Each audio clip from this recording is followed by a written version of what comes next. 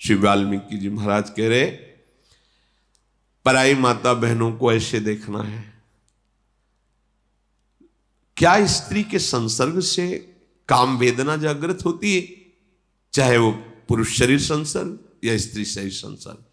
पर हम प्रश्न करते हैं, क्या अपनी बहनों के बीच में बैठने से, बात करने से, उनके साथ हंसने से, खाने खेलने से क्या आपको काम सताता है? तो उत्तर निकलेगा ना।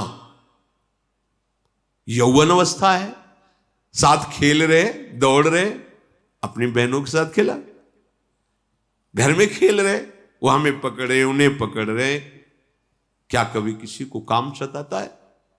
अरे कैसी बात करते हो, बहन है, कितनी भी सुंदर बेटी हो, क्या अपनी बेटी को देखकर काम सताता है? उत्तर आएगा नहीं। क्या अपनी मां के पास, अपनी मां की गोद में बैठने से, मां का वो स्तनपान किए हुए है, उसी से शरीर पुष्ट हुआ है, क्या कभी मां के प्रति काम भाव आता है क्या? नहीं।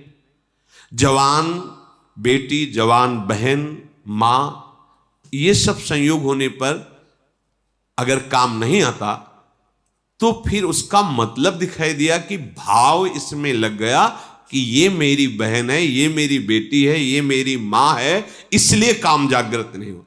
और बाहर क्यों आ जाता है? क्योंकि ये मेरी बहन नहीं है। अगर हम अपनी बहनों के पास बैठे, हमें काम नहीं सताता, तो उसमें मुख्य बात है पवित्र भाव की ये मेरी बहन है।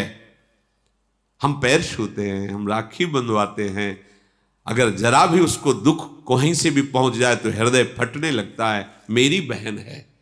पर बाहर ठीक वैसी अवस्था वाली, वैसे रूप वाली, वो भी किसी की बहन, और हम उसके साथ कैसी दृष्टि करते हैं? क्या हुआ? बोले भाव बदल गया, आपका भाव बदल गया। कितना घोर राक्षसी स्वरूप आ गया केवल भाव बदलने से। भाव से भगवत प्राप्ति होती है। यहां वाल्मीकि जी महाराज कह रहे हैं कि दूसरे की वयो अवस्था को प्राप्त स्त्री है तो मां है, जवान है, मेरी बहन है, आप अवस्था में बड़े छोटी, मेरी बेटी है। अगर हम सच्चाई से ऐसे भाव करें तो पूरी सृष्टि में कहीं काम नहीं जागृत होगा।